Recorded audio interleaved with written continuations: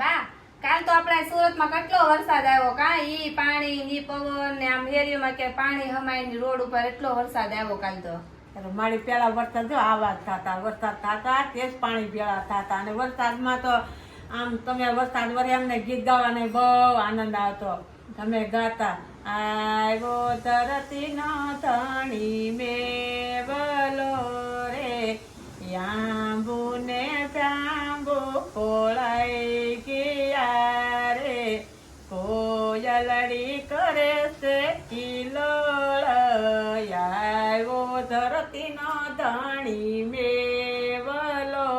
રે. બા તમને ગીત તો બહુ સારું ગાતા આવડ્યું અત્યારે તો આ સમયમાં કોઈને આવડતું નહીં હોય ને કોઈ સાંભળ્યું નહીં હોય. અરે આ વરસાદ આવતો તો બહુ આનંદ થતો ને વરસાદ આવે હારાવાના થતા મારી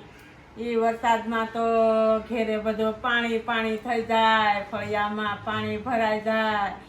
એ બધે ટપ ટપ સવા ટીપા પડે એ ઘરના કામ કરી વરસતા મેમાં ભીને કપડે કામ કરવાના અને ઘરમાં કામ કરીને પાછું વાડીએ જવાનું વાડીએ જઈ ઠંડા ગાડી લઈને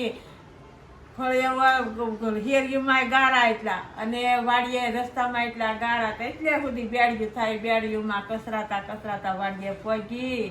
એ નિરેણું વાઢીએ એ મકાયું મોટી મોટી મકાયું વાઢીએ માથે ભારા ઉપાડી અને પાછા ગાડીમાં ભરીએ બધું ગાડીમાં ભરીએ અને પાછા ઢાંઢાને દોડીએ ઘેરે આવીએ બધું નિરેણું ઉતારીએ એ ઢાંઢાને ખીલે બાંધીએ ગાવું ને બેહું ને બધા નીરણ પૂળા નાખી એ પાણી પીવડાવીએ એ લેવાના પાણી આવે બધે વાસણ મેઘદી બધા વાસણ ભરાય રહે ને એ પાણી બધા કુંડિયું ભરી લઈએ. હા પાણી ભરવા ન જવું પડે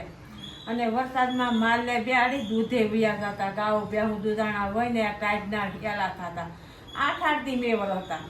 અને એ પાણી પવામાં એટલા સલકાઈ જાય વાડીઓમાં રેસક થઈ જાય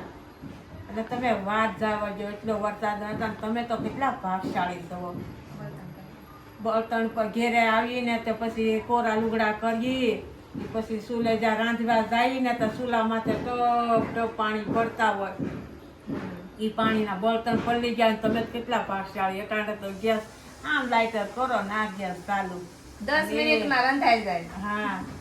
તમારે તો રાંધતાય વાર ન લાગે અને અમે તો ચૂલાની ફૂકણીઓથી ફૂકી એ રાંધતા એ કામ ઘરના કરતા પણ બહુ મજા કરતા પણ કષ્ટી બહુ પડતી અને તમે તો કેટલા ભાગશાળી છો. અહીંયા એ તમારે ધાબાવાળા મકાન ન પડે પાણીનું ટીપું ન પડે સવો ને ન પડે કોઈના ભીતરા ટોડલા ને ત્યાં તો વરસાદ આવે ને ગારાના ગઢ બધા એટલે ગારાના ગઢોલા જ્યાં ભીનું થાય તો ખબળવા મળે પડી જાય પડવા મળે